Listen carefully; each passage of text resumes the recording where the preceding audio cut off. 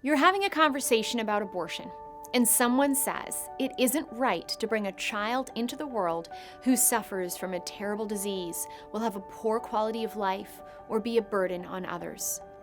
What would you say? In 2017, CBS reported that Down syndrome was disappearing from Iceland. Why is that? Well, almost 100% of the time, where women learn their baby has Down syndrome, they opt for abortion.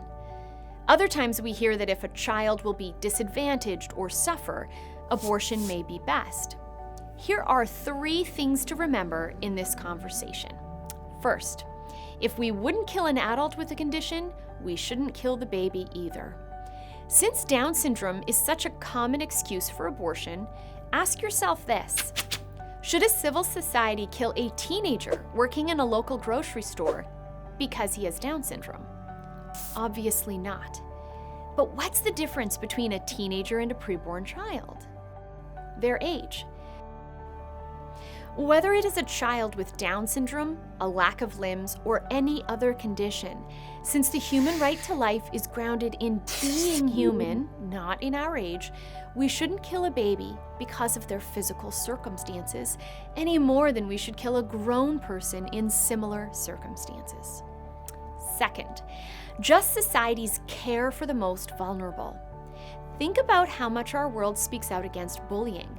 There are so many campaigns at schools to remind people that those who are stronger should not pick on those who are weaker, to remind people that those with certain appearances or abilities should not pick on others with different appearances or abilities. But somehow, in a conversation about abortion, we abandon those principles and replace it with, they'll be better off dead. That's not just, and it's not compassionate. Third, killing people is not the right way to stop suffering. The fact is, life is hard.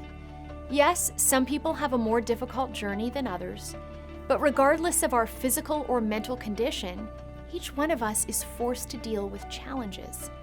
However, a physical challenge in no way guarantees a poor quality of life.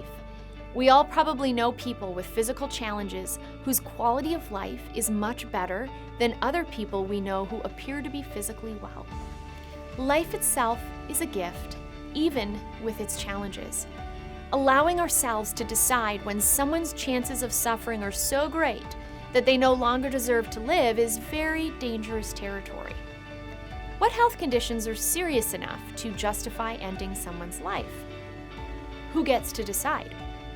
Isn't allowing that decision to be made only prior to birth arbitrary? Once we give ourselves the permission to decide who lives and dies based on our personal opinion of their chance for a good quality of life, we place ourselves in the company of people we probably don't want to be in.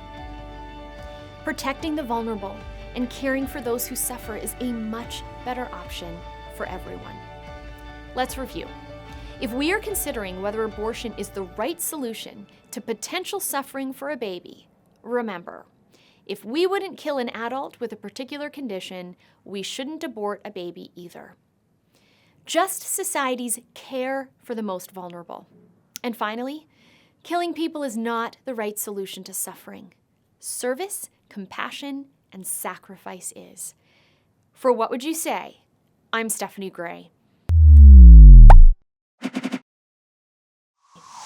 If you like this video, let us know below. If you want to make sure you see the next one, hit subscribe. To help keep these videos coming and free to the whole world, click donate.